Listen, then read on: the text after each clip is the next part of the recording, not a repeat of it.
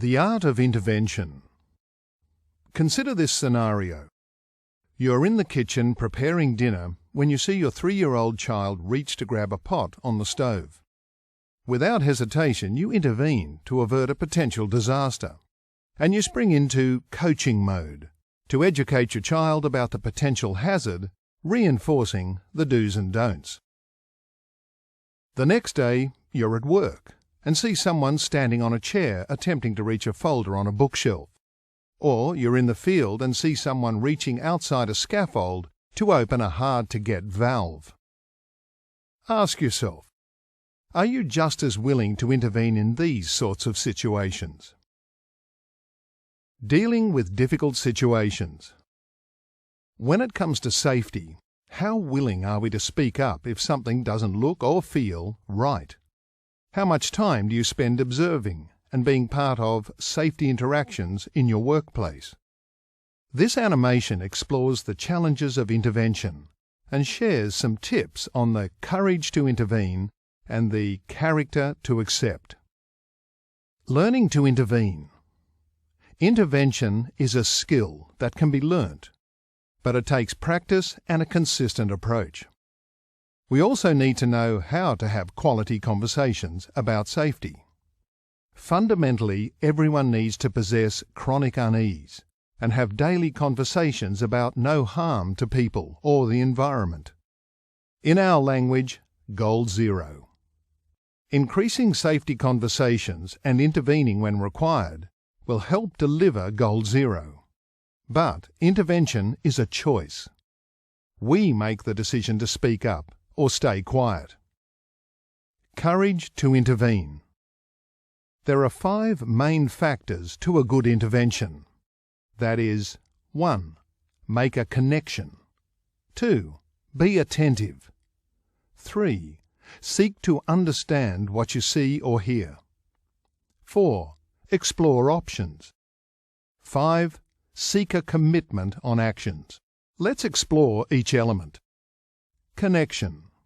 It's rare that urgent intervention, like the child at the stove, is required to avert disaster. In most cases, rushing in is not necessary. To make a good approach, we need to open a conversation in a respectful, engaging way. Make it personal. Make eye contact. If you're in the field, shake the person's hand. It shows you're making an effort. And be persistent. If you think you're being fobbed off, question why that might be the case. It's easy to derail a good connection. Don't yell unless absolutely necessary, or think that someone else will raise it.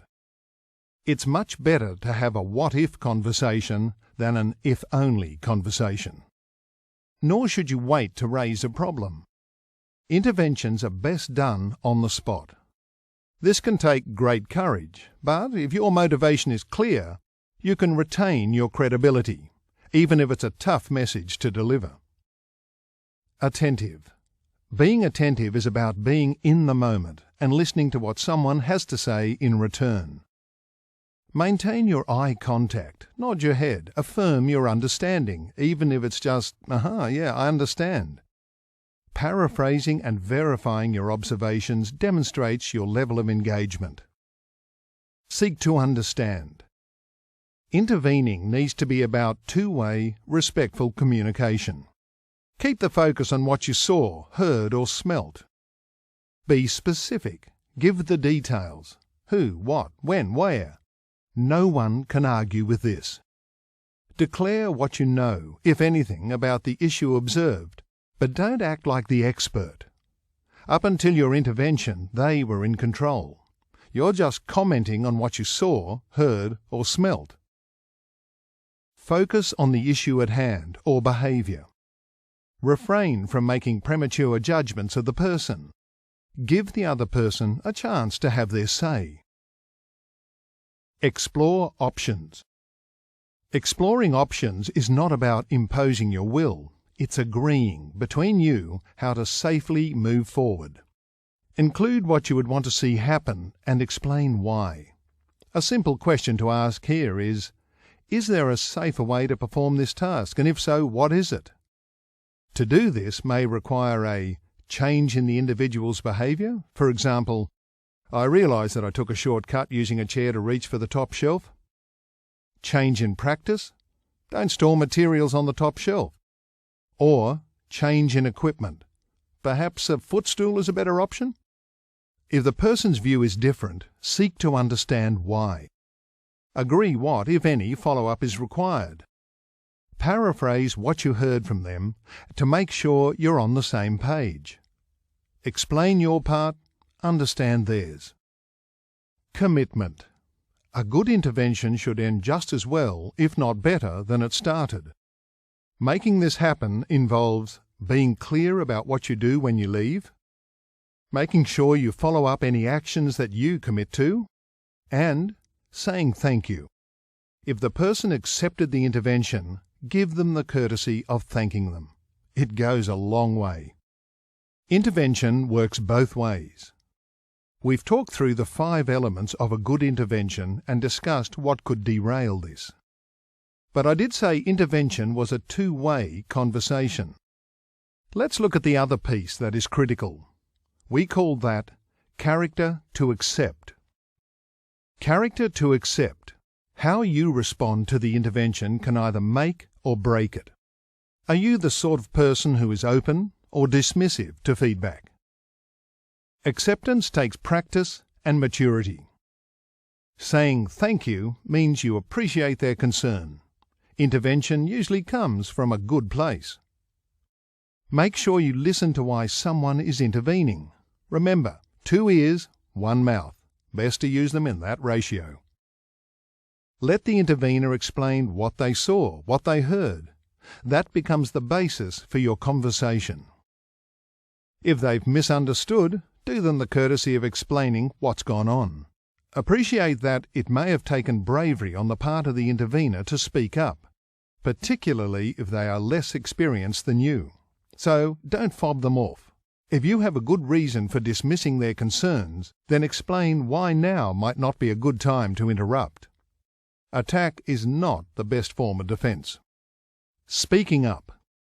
We've covered practical intervention tips and it all sounds pretty straightforward, but choosing to intervene is trickier. What usually prevents us from speaking up is we don't want to upset our colleagues, we don't want to appear to be wasting people's time. We let hierarchy get in the way. Often we're afraid to question the oldest, the wisest voice or the more senior person. All this can lead to internal conflict, and you could end up thinking, I should speak up, but I won't. It's important to remember that safety is our #1 priority. No one should criticize you for speaking up in the name of safety. In summary, we've discussed the importance of intervention and that everyone must have the courage to intervene and the character to accept. We've also talked about practical tools that bring about a consistent, professional approach. At the end of the day, intervention is a choice. It starts with each of us being willing to speak up when things don't seem right and to know that we have the support of people around us to back us up. If you do intervene, you won't necessarily get it right first time, and not every intervention will go well. Practice makes perfect, and the good news is that small opportunities to brush up on our skills happen every day. The important thing here is to start out small. In this way, you'll be better equipped to deal with big issues should they arise. Finally, remember interventions can be positive.